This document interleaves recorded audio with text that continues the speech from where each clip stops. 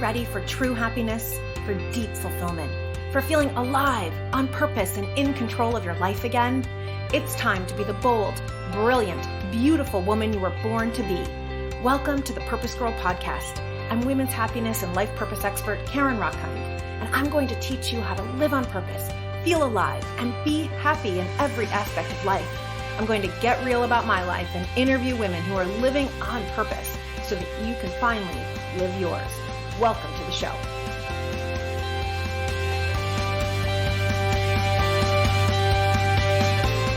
Hello, Purpose Girls.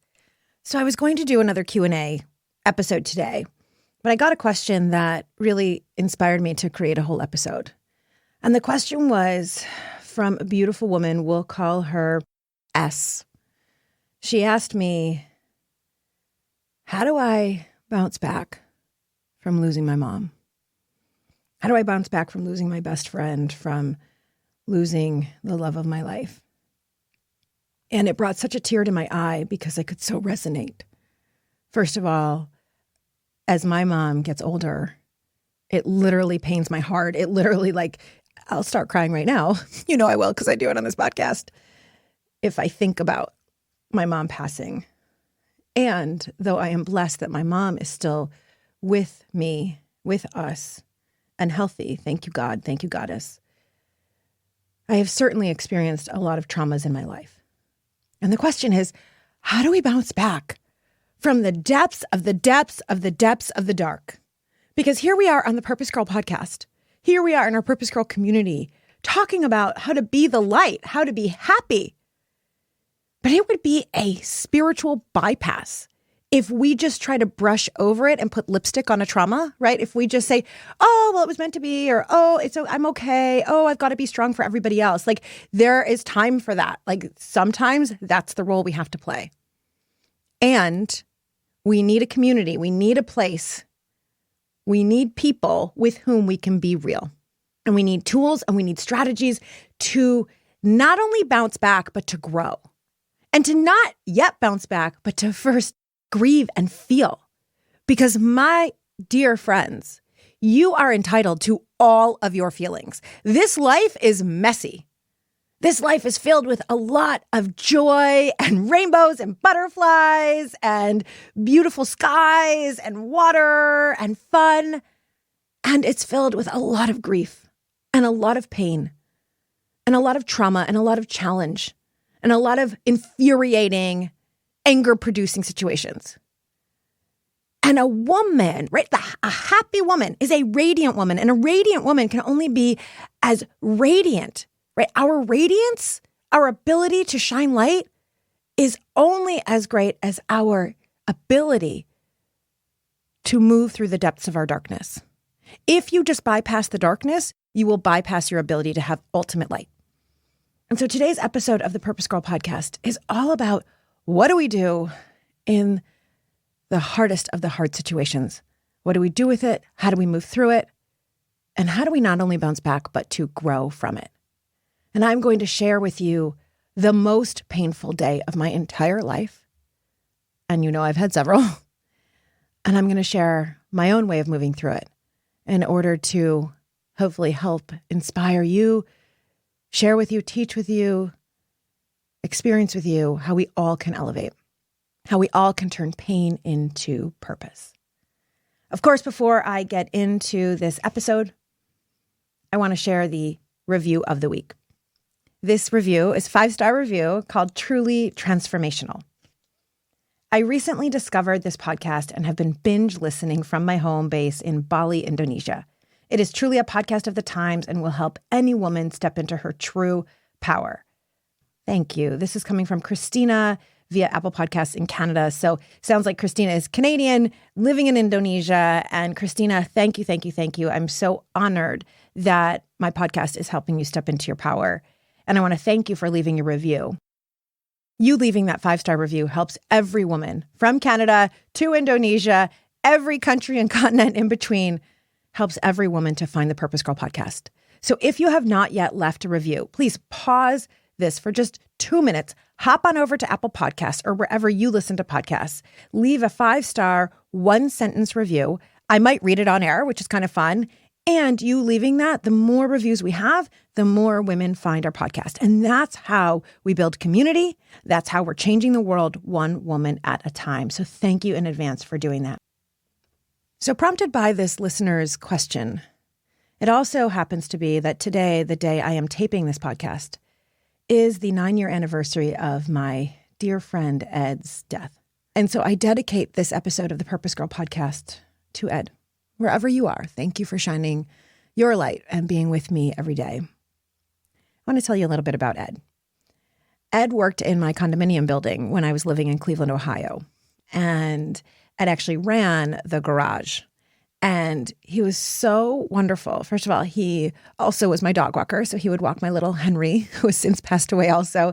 He walked Henry every single day. And when I woke up in the morning, my car would be washed. When I pulled in, he would help me with my groceries. Like, Ed was always there for me. And he was so supportive. And I would tell Ed about my dreams, and he would tell me about his. And he had this dream of being in the military.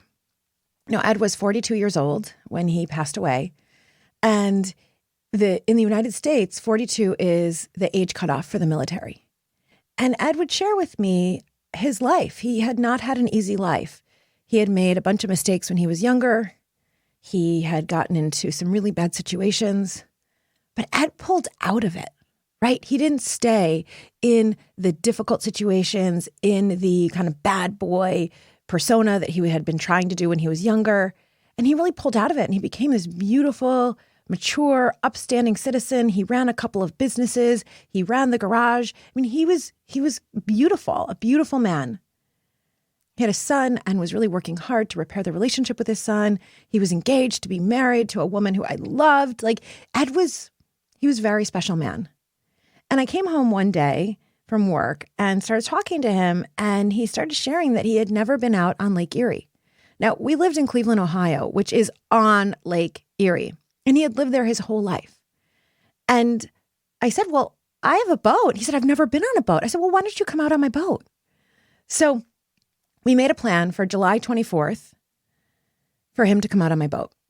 It was a Saturday, and it was actually a little bit of a cloudy day. And they were even talking about storms later in the day. So we decided we needed to go out early. It was maybe 11 or 12 o'clock.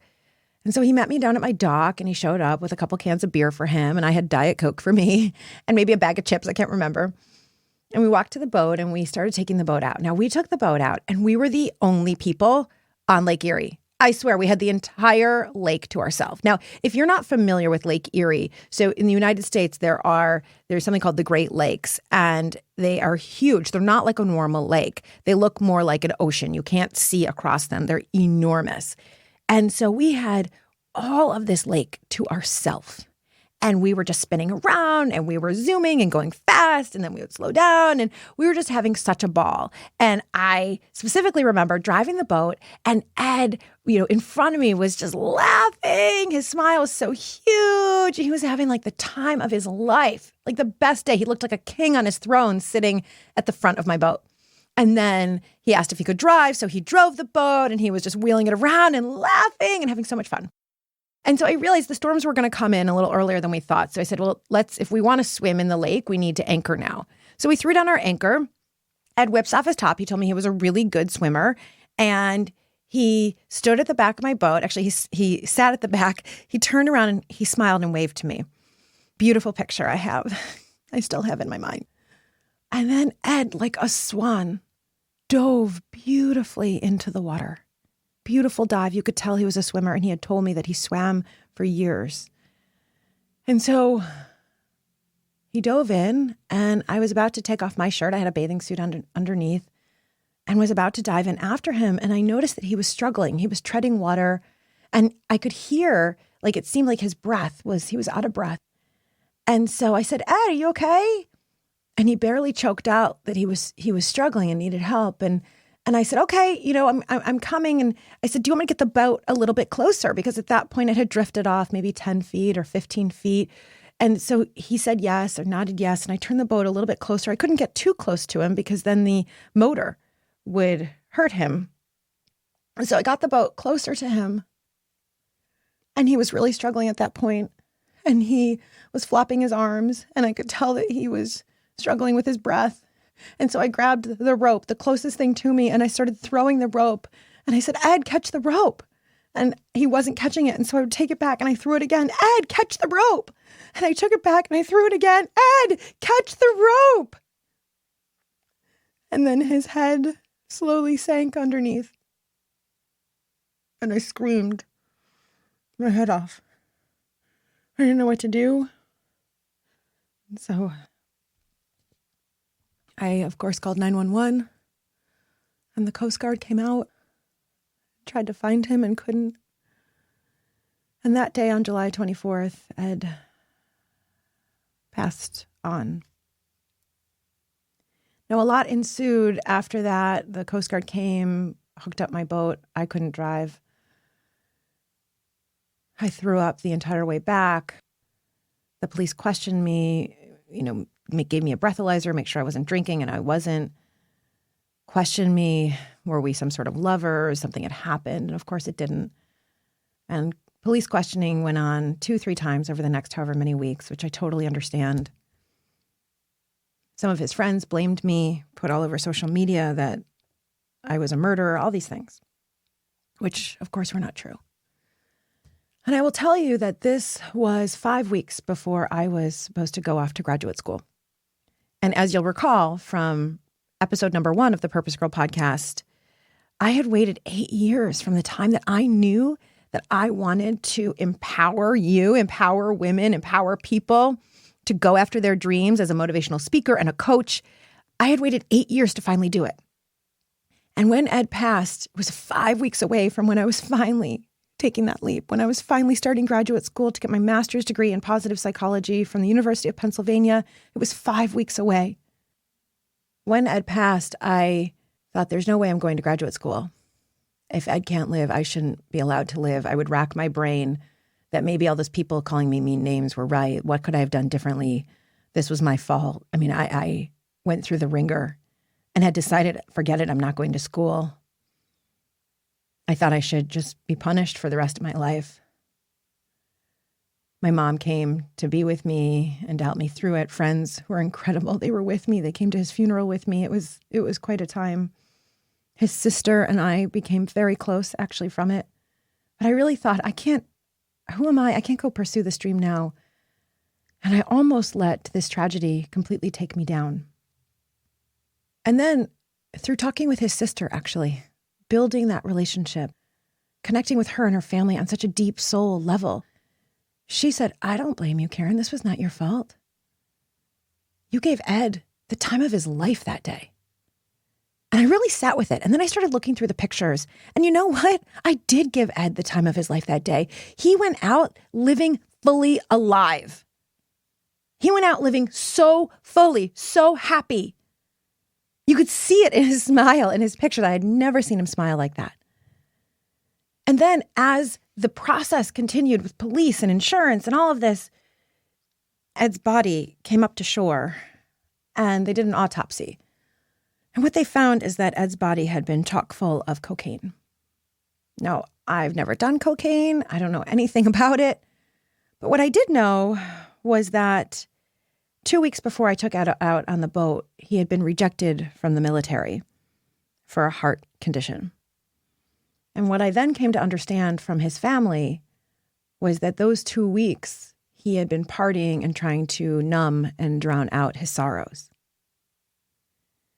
And so as I thought about how Ed was having the time of his life that day on the boat with me and how in some ways he had killed himself, he didn't intend to, but with that much cocaine in his body, he wasn't going to survive. And how all Ed wanted was to go into the military and serve our country. And how he felt like he couldn't live his purpose. I realized I must live my purpose. I must go to graduate school. I must get these tools to teach you and teach everyone on earth to be alive now, to live fully now, to pursue every dream now. And that if one door closes like it did on Ed, then to help you find where's the next door. Because that has happened to me a million times in my life. One door closes and I just have to look for the next door. In fact, that's how this podcast got started. I'd been a guest expert on SiriusXM, which is a national broadcasting network here in the United States, for 5 years. And then the show got canceled. So I said, well, I guess it's time to do my own podcast. It's time to do my own show. Let's do it. So I think about how Ed understandably reacted to his dream dying of being in the military. And I wish, if I could do anything, I wish I had known how he had been rejected. I wish I had known how much pain he was in, because I could have helped him turn that pain into purpose. I could have helped him get to the heart of what was it about the military? What was it that he was desiring? Who was he? I could have helped him get there and find another avenue for him so that he didn't have to numb out. He didn't have to bypass his feelings. He didn't have to do all that cocaine, and that he didn't have to die. But I promised myself that I would pursue my purpose in Ed's name. And that's really what I do. I think of Ed almost every day here over at PurposeGirl headquarters. So I went to graduate school and I learned and I studied and I started creating new theories around purpose. And I wrote papers that were passionate and I talked about Ed. In fact, the final night of my graduate program, we did this beautiful collective ceremony where each one of us would stand up in front of the entire class and just share whatever words were on our heart. And that night I shared how that year had been for Ed. And just recently, like a couple of months ago, I was at an event where I ran into Dr. Martin Seligman, who is the founder and father of positive psychology.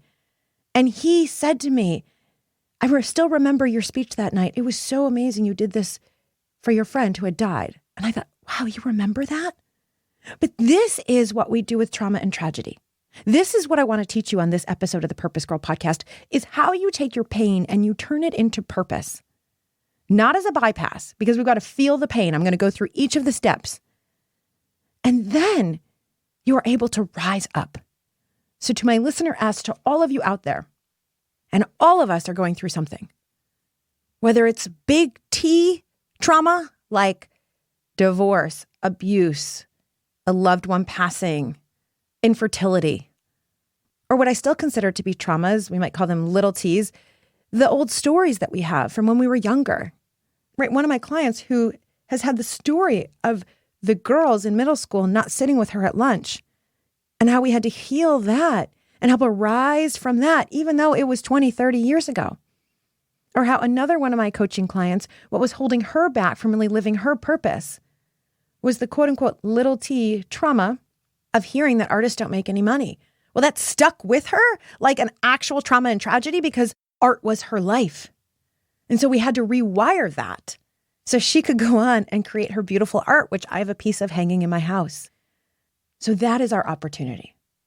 And I'm going to go through the steps of how you work with any trauma, how you allow yourself to go to those depths of pain so that you can go to your radiance and grow and shine even brighter. But first, I want to share something from our sponsor. In order to live your happiest and healthiest life, you have to have a clean, effective multivitamin that you can trust. When Kat Schneider realized that this didn't exist, she decided to create her own and founded Ritual. Now, I've talked about it before in the podcast. They became a sponsor and I loved it so much, I became a paying customer. I'm telling you, Ritual is obsessively researched. It is designed for women by women, and it contains 9 nutrients that are difficult to get enough of every day, even if you're on a healthy diet. So instead of taking 5 or 8 different vitamins or supplements, Ritual makes it easy with just 2 capsules a day. And I'm telling you, they taste delicious. The regulars are mint flavored. The prenatals are lemon flavored. They're so good. Ritual search the globe for the best suppliers. The pills are transparent and they tell you where the ingredients come from. And you can find everything on their website. The best part is that they are delivered to your door monthly. So for around $1 a day, Ritual is just delivered to your door monthly so you can stay on track with this healthy habit. It makes it so easy. So try Ritual today. You'll get an exclusive offer of 10% off for the first 3 months. Ritual is giving this to all of my listeners. Visit ritual.com/purposegirl. Start your Ritual today. Again, it's 10% off your first 3 months at ritual.com/purposegirl. You will love them. So let's continue talking about what we do with our traumas and our grief and our pain and how we can shift that darkness into radiance. So first, I want to share that it is super important that you not bypass a difficult experience. There are a lot of bumper stickers out there and a lot of people in my line of work and self-help who will immediately want to tell you to find the good, turn this into a positive situation. Well, what are you grateful for? Well, at least it wasn't so bad. And we have a lot of good friends or people who love us who want to put that like cherry on top of your poo, right? So as an example, with having a miscarriage, I heard from so many people, at least you know you can get pregnant. And on the one hand, of course, that was great to know. Yes, I knew I could get pregnant. And on the other, it's like, but right now it feels like I've lost what was a baby to me. Right now I've lost the dream of this child. And so I'm not ready yet for that silver lining. And sometimes other people do that for us or to us. And sometimes we do it to ourselves. And I think it's because we are not comfortable with our dark emotions. We're even calling them dark emotions. We're just not comfortable with all of our emotions. We love the highs. We love fun. We love inspiration. We love curiosity and learning. But when it comes to grief or shame or anger, we do not love those. And for many of us, it's because we were told that they're not pretty. I so remember when I was unhappy in my first marriage, walking by myself in Miami, Florida, and walking by a group of men, construction workers, and they were whistling at me and saying, turn your frown upside down, turn your frown, you're prettier when you smile. And I wanted to just take my middle finger and just go, F you. Why do I have to smile for your enjoyment? I don't. I got to feel what I'm feeling. So as women, we know how to wallow, I think, in our upsetness, right? Which means that we know how to complain to other women, right? It's almost like a joke, like a television joke that a group of women get together and complain.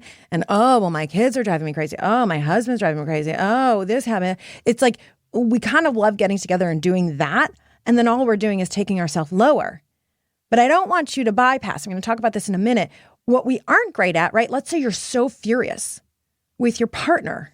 He really upset you or she really upset you. But you just stuff it down because you kind of think they'll never get it. This conversation never goes well. Conflict in our household, it just isn't good. So just forget it, right? So you stuff it down.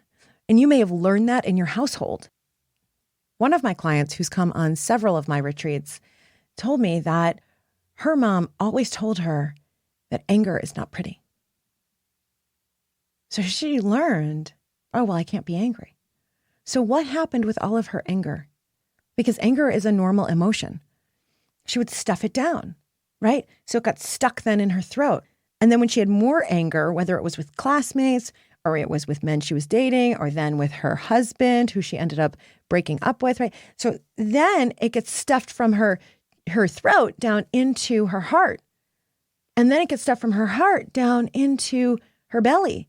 And then it gets stuck from our belly into our genitals. And we wonder why we have no libido anymore. Our whole bodies are like filled with all of this emotion that we haven't moved. And then we want to numb, right?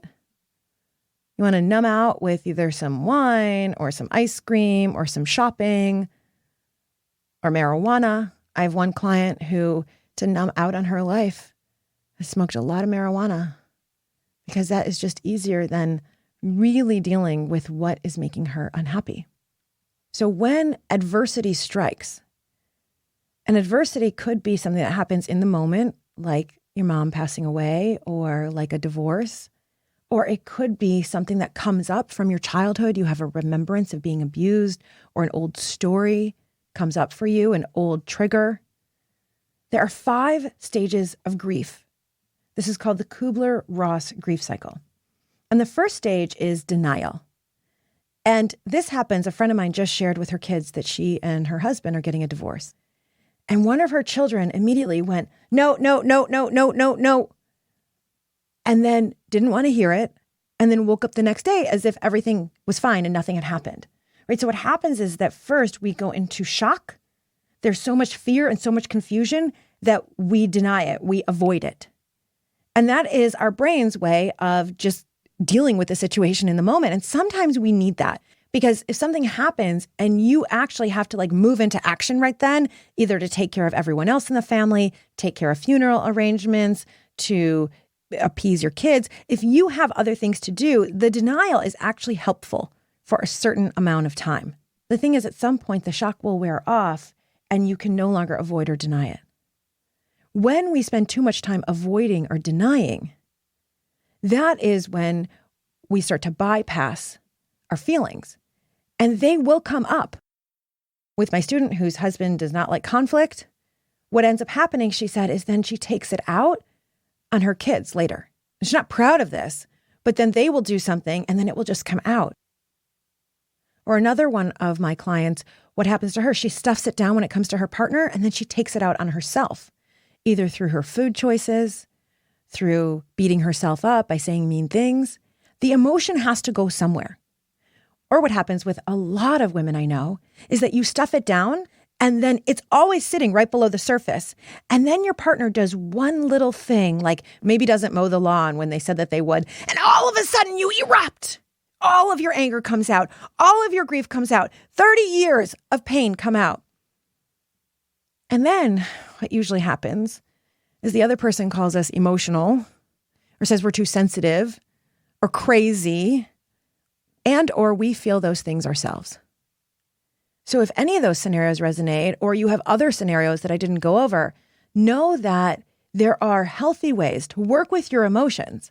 And I believe in you that you want to learn how to work with them, or else you wouldn't listen to this podcast, right? So every woman who listens to this podcast, you are a freaking genius. You're a genius for taking time for yourself and listening to a podcast to help you step into your power, help you live your healthiest, happiest, most radiant life. You give yourself a pat on the back. You are a genius for wanting to learn new tools. So what has to happen is we have to have a healthy way to work with our emotions. So the Kubler-Ross grief model was originally introduced by Swiss-American psychiatrist Elizabeth Kubler-Ross. And she found in all of her work with the terminally ill that first stage of denial, that first stage of shock is what happens. And then at some point we realize, no, this is real. And so we have to move into the second stage. So the second stage is anger, right? Having frustration, irritation, anxiety, this sense that something isn't fair. Why me? Right? And anger in cognitive behavioral psychology traditionally means I have been violated. My boundaries have been crossed. This isn't fair. And with this stage, I think also comes a lot of grief. And so we have to know, what do we do with this grief? I was just speaking with a friend of mine who said that a year ago, her mom passed away and she had done the spiritual bypass thing, which means that just everything happens for a reason and I can live with this. I'm resilient. I'm strong, all that kind of stuff, bumper sticker.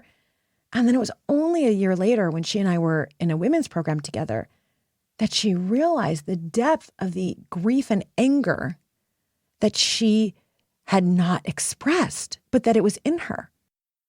So here's the deal. If you dull any part of you, then you are dulling all of you. You can't just dull the quote unquote dark emotions, but think you're going to live in the highest light. It doesn't work like that. Dulling any part of you is dulling. And so if you want to live fully, you want to reach the heights of the heights, you want to radiate, you want to be alive, then you have to actually work with the anger. You're right. It is not fair for your mom to have died at a young age. It is not fair for you to have been abused. It is not fair for you to have fertility issues or for me to have infertility issues. It is not fair that Ed died right in front of me. That is not fair. And we are worthy.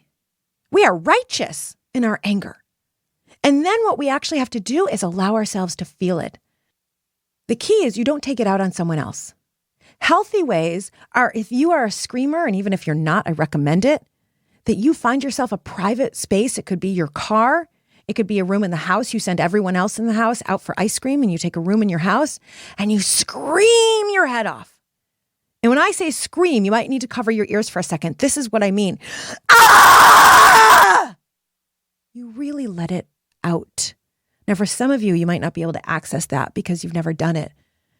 But if that, oh God, that feels so good. I just have to tell you, it feels so good. If that is piled up in you, then it needs to come out. So one way is through your voice, And if you want practice, I love doing sessions on this. So just send me a note, purposegirl.com, and we'll do a session on this. Another is through your body, because what happens is all of our emotions get stuck in our bodies, right? Your issues affect your tissues. Have you ever heard of that? And so it has to go somewhere. And that's when it starts showing up and starts eating away at your body. And that's when people end up with irritable bowel syndrome or extra weight around their bellies. Like, it has to go somewhere. And so we have to be able to move our bodies. And a couple of techniques I use is I'll get a toy bat, right? You can get it by the brand Nerf, N-E-R-F. And I'll go into the woods and find a tree that's already dead. And I'll ask that dead tree, do you mind if I beat you up? And it will usually say no. Or since it's a Nerf bat, I can do it on pillows on my bed, or I could do it on a couch. And I do all of the above. And I will take that bat and I will just beat the heck out of those pillows or out of that already dead tree. And I will get it out of my body. I will get the unfairness, the injustice out of my body. And I'll usually combine body with screaming, and it feels so good. And sometimes it will be just, I'll need like 2 minutes, and sometimes I'll need 20. You got to give yourself that gift. Another way to work with it is something that I adopted from the writer John Gray called a love letter.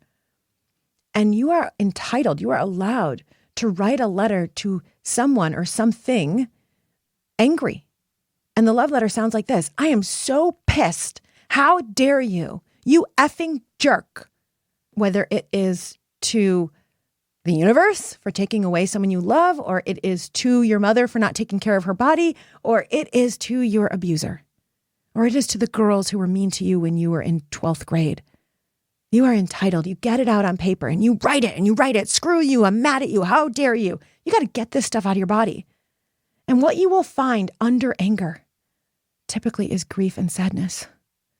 And the thing is, we don't want to feel that grief. We don't want to feel that sadness. But what grief and sadness mean in cognitive behavioral therapy is loss. And the only reason that we ever feel loss is because we had something that we loved. We had something that we desired. And so you are entitled. The depth that you allow yourself to feel your grief is the depth of your love. So it's actually a beautiful thing. And so you are entitled in this stage to grieve. And the way I grieve is I will turn on sad music and I will cry and I will dance and I will move my body. And then I will take pillows and I will hug and I will hug and I will cry some more and move my body and move my body. We've got to get it out. And again, I love doing this work with people. It's part of the goddess work that I do. So there is a goddess called the Queen of Death. And often we don't want to face her. But the Queen of Death reminds us that there is a cycle of life. The cycle of life is birth, life, death, rebirth.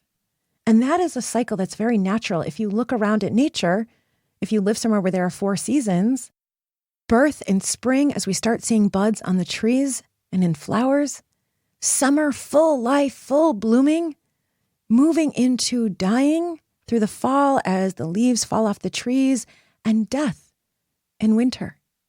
And then in the spring, there is rebirth. This happens in the cycle of ocean and waves. This happens with night and day and sun and moon. And this happens in our bodies. Every 7 years, every cell in our body is replenished with new cells. We're constantly growing and evolving. And yeah, the beauty industry wants to make us feel bad for it, like there's something wrong with us for aging.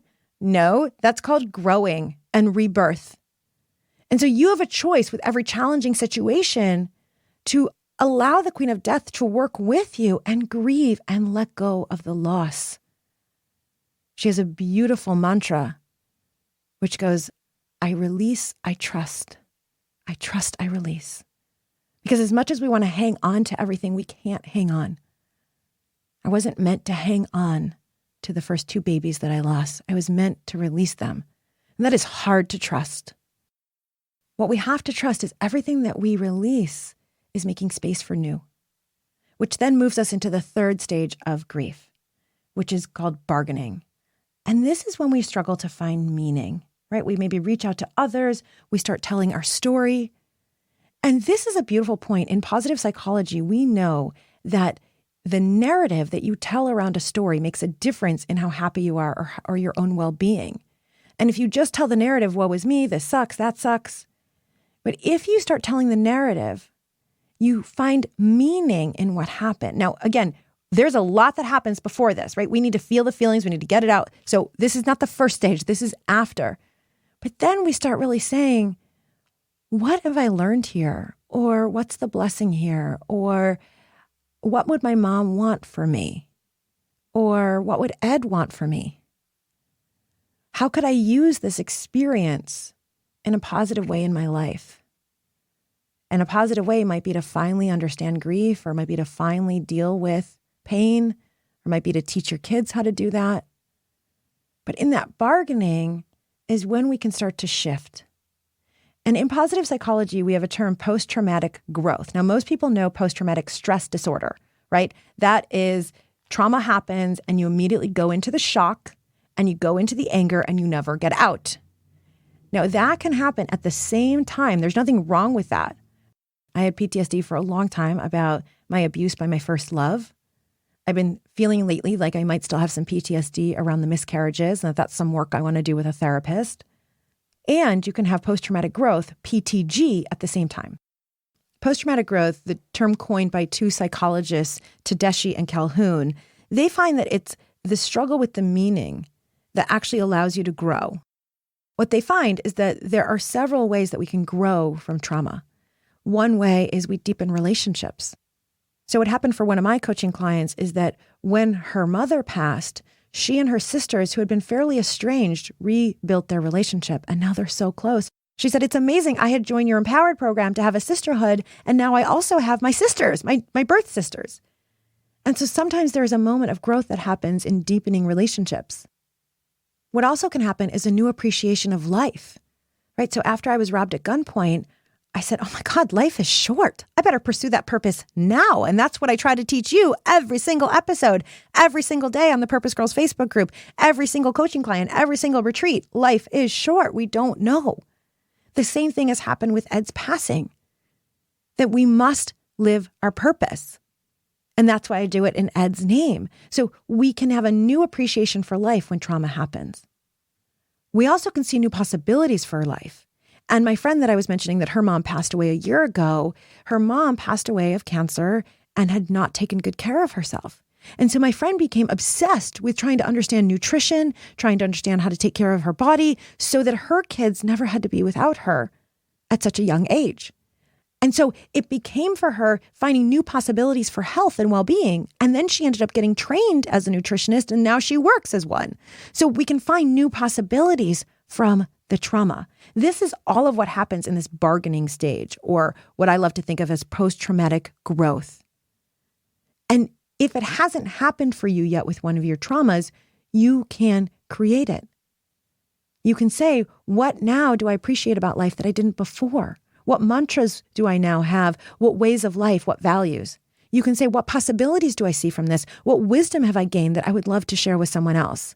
You can now say, what relationships have strengthened because of this or could strengthen? Maybe you join a support group and that's going to create new relationships for you. You can have spiritual growth. That's a form of post-traumatic growth. But this finding meaning allows us to now shift into further stages. Now, what Kubler-Ross found is that at this stage, you might have depression because you really now are realizing that the trauma was real, that it is inevitable that you have to shift and release. And so that can come with a whole lot of pain, might even come with some desire to flee, and that it's absolutely normal. And so this is when I recommend you have a ton of self-compassion, a ton of love. You surround yourself with people, with sisterhoods in love, because this is part of the release process. And release doesn't mean that we let go of the person or let go of the situation forever. It means that we release it taking us down. And it can come back up, but just know that some depression might happen here. And then we begin the integration. We start working in our new meaning into our lives. We start integrating it into living differently and then moving into full acceptance. So with this integration, now you start to say, what do I want to do differently in my life because of it? This is how we have full acceptance. And beyond acceptance, we have growth and aliveness. Because now you might say, well, because my mom was sick, I want to help other women who are ill. Or you might say, I want to teach my children how to eat differently. Or you might say, I want to shift my internal negative self-talk and start incorporating daily positive self-talk. That each one of these is now you've taken what was difficult and traumatic, and you're shifting it now into growth for you to be more radiant. And this is why you actually have to feel the depths in order to reach the heights. They go together. I call it the full range. One of my clients helped me see when I talked about this. She said it's like a mountain range. There are peaks and there are valleys and there's different size peaks. And it's like, yes, it's the full range. And that's what it is to be a fully alive woman. And if you want to be your happiest, healthiest, most vibrant, most radiant self, if you want to live this life and suck up the marrow of every moment, if you want to die knowing that you've really lived, then this is available to you.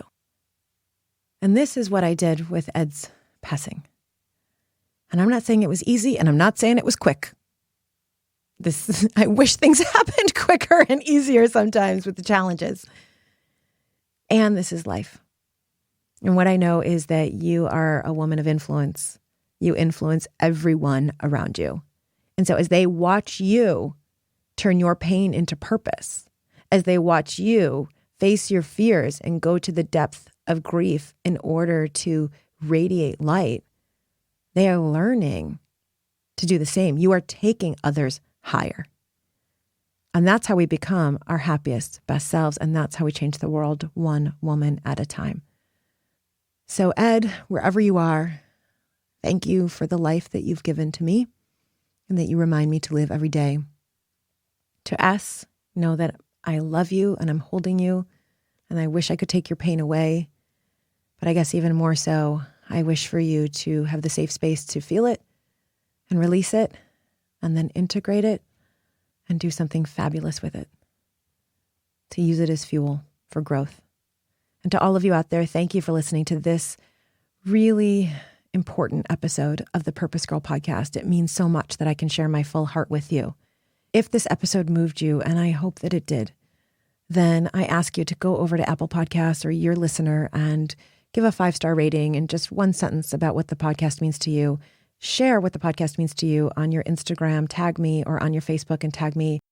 Again, that's how we change the world one woman at a time. Share this podcast with friends, with family, and tag me so that I can see it and I can share your love.